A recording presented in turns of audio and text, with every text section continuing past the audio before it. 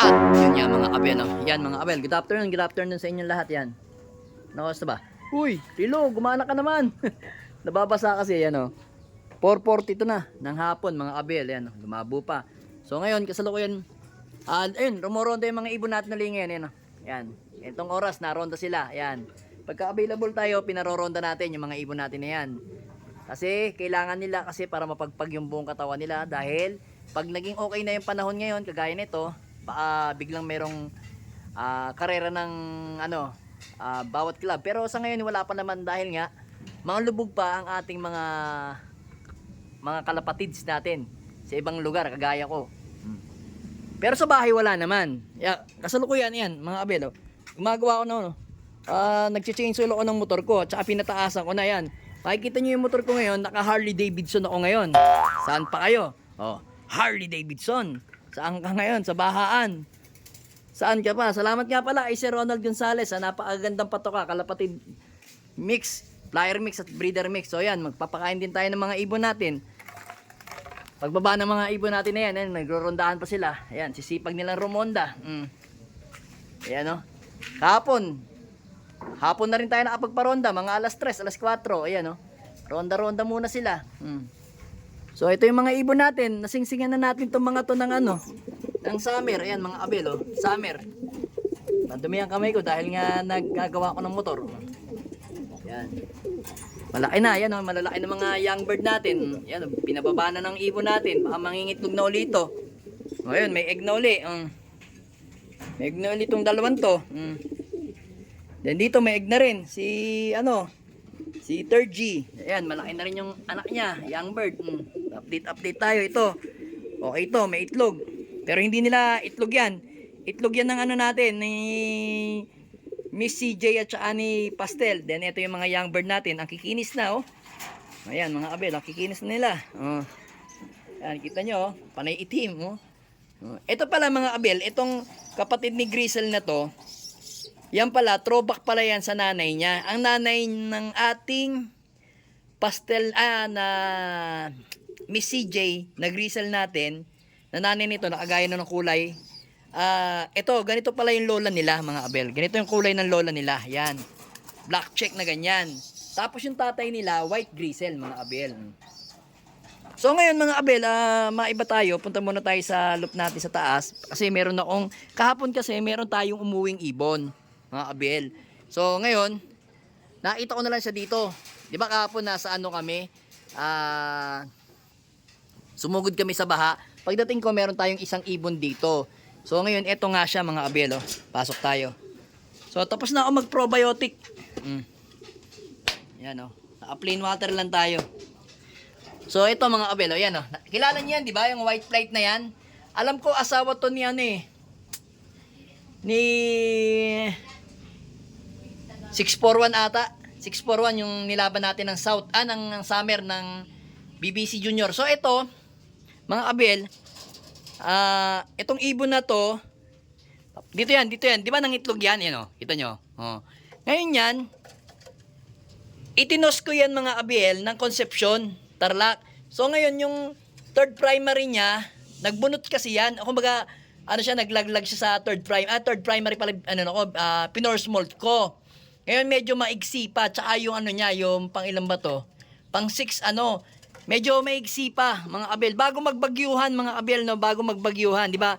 May mga toss na yung mga bawat club. So yan, tinos ko na kasi nga, sabi ko, kailangan na kasi PUF young bird yan. So ngayon, sabi ko, kayang-kaya na kasi matagal naman rumonda. Ngayon, sa lahat ng ikinargaong 10 ata, o 11 ibon ko, siya ang hindi nakauwi. So ngayon, pagkatapos ng mga 2 to 3 days, nagbagyuhan, 2 to 3 days nga, 2 days bago magbagyuhan, yun nga, biglang, hindi na nga nakauwi ito nung toss na yon. Tapos biglang nagbagyuhan na, wala na. Tapos ngayon, nung kahapon, kakauwi lang nito. Yan, mga ibon natin. Yan is lahi ni Pastel. Yan, lahi ni Pastel na white flight. So ito yung itim natin, kababa lang, So ito nga. So meron pa tayong bala na ng PUF. Kasi 3 lang talaga young bird natin ng PUF. So ito, hindi ko expecting, akala ko magpipilit umuwi. So sa palagay ko mga abel, ito, hindi to nagpahuli. So dumapo lang to, tapos, yun nga, inabutan siya ng bagyuhan, kaya siguro hindi kaagad nakauwi. Nung medyo tumila nung kahapon niya, medyo uminit na kahapon, di ba? Yun, saan siya nakauwi mga abel, oh. So ibig sabihin, mataas yung homing ng ibon natin ng pastel mga abel, oh. Nangitlog na sa atin yan.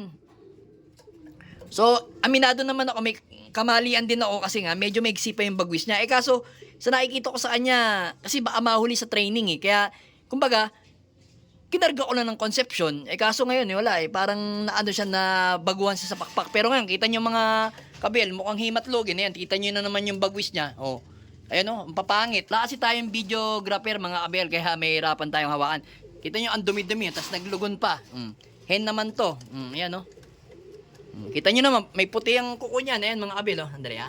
Ayusin ko lang. Wala kasi tayong tagahawak ng camera. Ayan, So, ayan yung mga ibon natin. Nandito na. Dali. Papasukin daw natin. Ayan yung mga ibon natin, Ayan, Kita nyo naman, Ayun, si Grisel Vandenbroek. Ito naman si, si pangalan nito.